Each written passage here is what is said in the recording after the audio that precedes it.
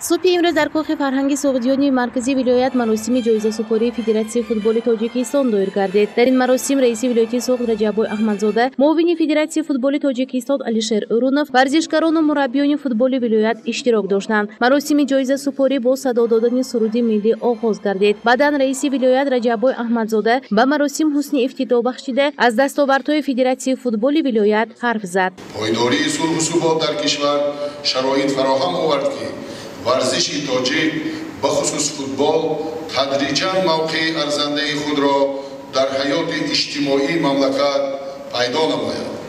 سال روان برای دسته‌های فوتبال ولایت نیز سالی پربرار بود، زیرا دسته خوجند در چمپیونات تاجیکستان بین دسته‌های لیگ عالی مملکت سزاوار جای دوم گردیده حق اشتراک در بازی‌های جام کنفدراسیون فوتبال آسیا را به دست آورد.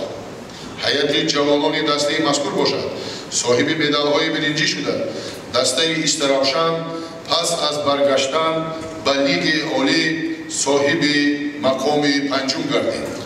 در مسابقات لیگ یکم باشد دسته‌های اسقاط و پرواز متناسباً جای‌های چهارم و پنجم را صاحب گشت. سپس معاون فدراسیون فوتبال تاجیکستان علیشیر اورونوف ورزشکاران و حاضرین را از نام پرزیدنت فدراسیون فوتبال تاجیکستان رستم امامعلی با دستاورد و جنبست موسم فوتبال 2019 مبارکباد گفت. نوجوانان و جوانان هر قدر سالم باشند دولت و ملت نیز به همان اندازه نیرومند و توانا می‌گردند. از این لحاظ از نام رهبریت فدراسیون فوتبال تاجیکستان و رهبریت مقامات اجرای حکومت دولتی ولایت سغد و به شما رئیس محترم و به همه آن شخصیت‌هایی که برای پیشرفت فوتبال از آن جمله برای با موفقیت برآمد نمودن دسته‌های فوتبال ولایت در مسابقه‌های داخلی و بین‌المللی سهم خود را گذاشتند اظهار منتداری و اظهار سپاس بی‌پایان می‌نماییم. رهبری ولایت به سابقه‌داران این نماد ورزش تحفه‌های خاطره‌ای را تقدیم کرد.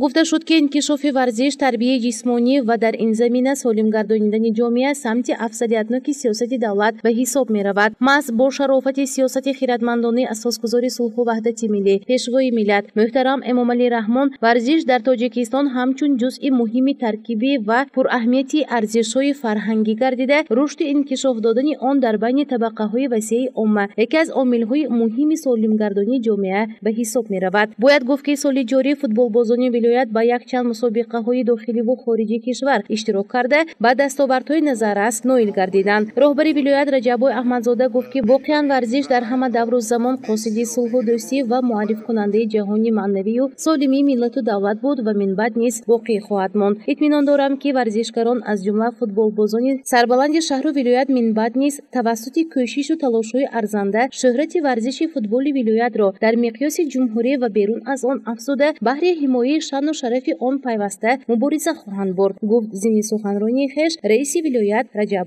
احمدزاده. در زمینه دستور سپارش‌های اساسگذار صلح و وحدت ملی پیشوای ملت پرزیدنت جمهوری تاجیکستان جناب عالی محترم امامعلی رحمان در ملاقات با ورزشکاران مملکت همساله از جانب رئیس ولایت فعالیت فوتبال بازان، مربیان و کارمندان ساحه نتیجه برداری و قدرشناسی کرده می‌شود. باعث خرسندی است که این سال برای فوتبال تاجیک سالی پربرار بود. در دوام چاره‌بینی در نامیناسی‌های گوناگون بهترین ها معین گردیده با آنها تحفه رئیس ولایت سپرده شد.